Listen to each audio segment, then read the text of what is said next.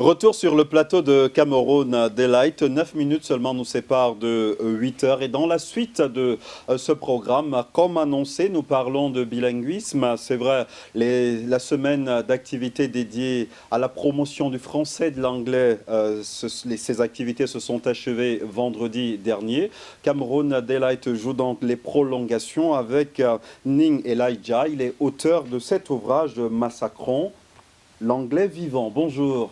Bonjour. How are you today? No, I'm fine, and you? I'm well. No, I'm so proud to have you on set this Monday. I am very happy to meet you, a bilingual Cameroonian, and who is still fighting to get better. I'm going to improve my English. You have to. It's very indispensable for your well-being, socially and professionally. Merci. Alors, dans la suite de ce programme, nous parlons de cet ouvrage, on l'a dit, Massacron.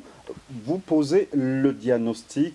Vous commencez par présenter l'ampleur du mal et du bienfait. Voilà. Chers téléspectateurs, bonjour. Et si vous ne parlez pas les deux langues officielles du Cameroun, cela veut dire que vous ne profitez pas des avantages que ce pays nous a donnés comme Camerounais. Un héritage colonial. Oui, un héritage colonial. Je vous explique. Lorsqu'on va, nous Camerounais, on sort de ce pays, on va pour des séminaires, des conférences, des formations. Les autres pays africains guettent pour voir si, ils regardent sur la liste des numéros de téléphone pour voir s'il y a le 237. Pourquoi? Parce que cette conférence, ce séminaire se passe en anglais. Et ils sont complètement bloqués. Et ça fait 25 ans que j'ai de métier et je rencontre des francophones, camerounais et étrangers. Quel est le problème? Ils peuvent lire et comprendre. Mais parler, est-ce que c'est là où le bas blesse? Parlez. Ouvrez votre bouche et parlez, s'il vous plaît. Parce que la communication aujourd'hui est plus orale qu'écrite. Google peut vous aider. Mais est-ce que Google peut venir se placer à votre place et avoir une interview comme ça? Et imaginez les opportunités. Parce que l'anglais est une dictature. Il domine le monde.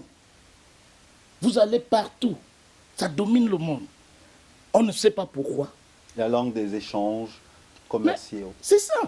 Et le francophone est bloqué lorsqu'il sort de son cadre, de son environnement normal. Et deuxième chose, pour un professionnel, et j'ai travaillé avec des milliers de professionnels, quel est leur traumatisme majeur? Ils sont compétents. Mais arriver à un certain niveau, ce qui les départage des autres, c'est qu'ils ne parlent pas anglais. Et ils restent au niveau local. Ils n'évoluent pas. Par contre, ceux qui s'y mettent deviennent mieux. Parce que c'est en forgeant qu'on devient forgeron. Et justement, dans la deuxième partie de cet ouvrage, vous posez le diagnostic. Selon vous, qu'est-ce qui fait problème? Il y a deux problèmes. Il y a les blocages psychologiques. Donc, les blocages personnels. Par exemple, le francophone, que ce soit en RCA, au Gabon, partout au Cameroun, le francophone il y a une certaine honte, une peur de massacrer l'anglais, comme nous les anglophones. Moi, on m'appelait Mouri, pourquoi? Quand j'étais enfant. Parce qu'un jour, on jouait au football. Moi, venant de Bamenda, je ne comprends, mais je savais qu'il y a un mot Mouri. Je vais te mourir, hein, parce que quelqu'un m'a botté. Oui, mais permettez-moi de vous dire quelque chose. Cet ouvrage, c'est parmi d'autres. C'est moi qui l'ai rédigé et je me suis fait un challenge de le rédiger en français et le traduire en anglais. En anglais. Et c'est un pari gagné pour vous? Non, c'est gagné parce que, bon, si vous le lisez, j'espère que vous allez me donner les fautes qui m'ont fait mourir ou massacrer le français, mais je ne pense pas. Donc, deuxième problème, c'est institutionnel. Ça veut dire que si votre papa a fréquenté, vos frères ont fréquenté avant vous, et ils ne parlent pas, alors qu'on enseigne l'anglais à l'école, quel est le problème? Ils vont dans des centres. Quel est le véritable problème? C'est que en Afrique francophone, on prend l'anglais comme une matière. scolaire et non comme une langue vivante qui doit se pratiquer et les méthodes, les manuels et même nous-mêmes enseignants, nous devons être recyclés. Donc c'est ça le côté institutionnel parce qu'on n'enseigne pas une langue. Imaginez chez vous à la maison, vous avez un enfant de 2-3 ans. Si j'entre là, je dis ta papa est là.